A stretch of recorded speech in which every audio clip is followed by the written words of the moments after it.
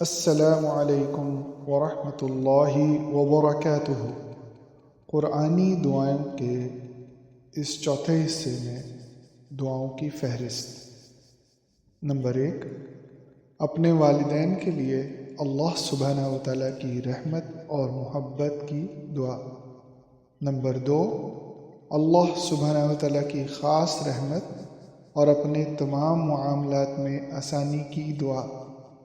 Number 3، شدید بیماری اور تکلیف میں اللہ سبحانہ و تعالیٰ کی خاص رحمت اور شفا یعنی صحت کی دعا۔ نمبر 4، شدید ترین مشکلات اور تکالیف سے نجات حاصل کرنے کی دعا۔ نمبر 5، اللہ سبحانہ و تعالیٰ پر مکمل ایمان، بخشش اور رحم کی دعا۔ نمبر 6، اللہ سبحانہ و تعالیٰ سے اپنی مغفرت اور رحم کی دعا۔ نمبر 7، جہنم کے عذاب سے بچنے کی دعا۔ نمبر 8، بہترین ازواجی زندگی اور اللہ سبحانہ و تعالیٰ کا سب سے پسندیدہ خاندان یعنی میاں بیوی بچے بننے کی دعا۔ نمبر 9، اللہ سبحانہ و تعالیٰ کی طرف سے ہمیشہ بھلائی اور خیر کی دعا۔ دعا نمبر 1، سورۃ الاسراء یعنی سورہ نمبر 17 آیت نمبر 24۔ رب ارحمہما کما ربیانی صغیرا۔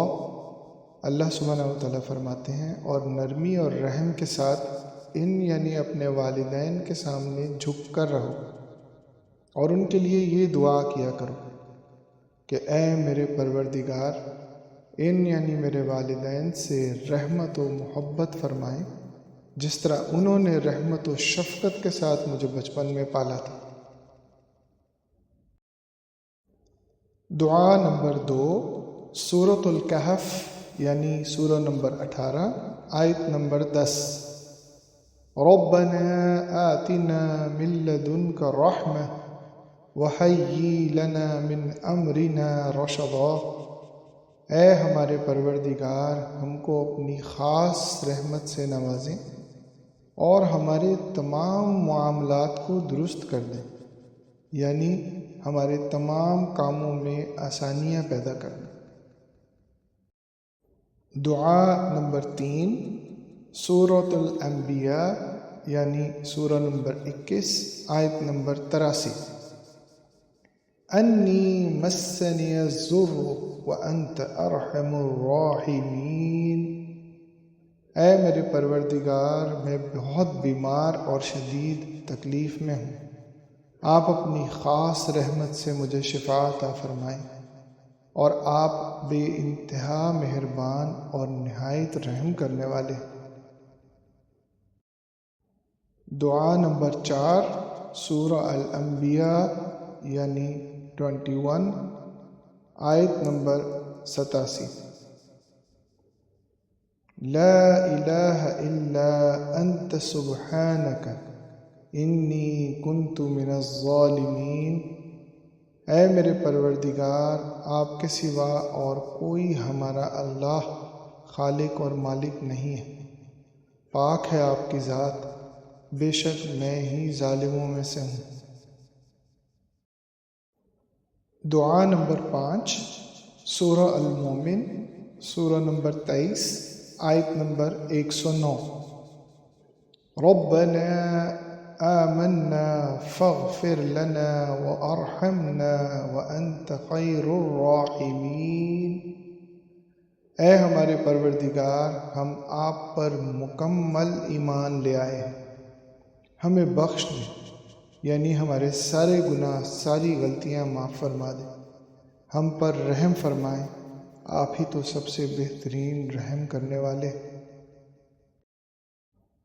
دعا نمبر 6، سورہ المومن سورہ نمبر 23 آیت نمبر 118۔ رب اغفر وارحم وانت خیر الراحمین۔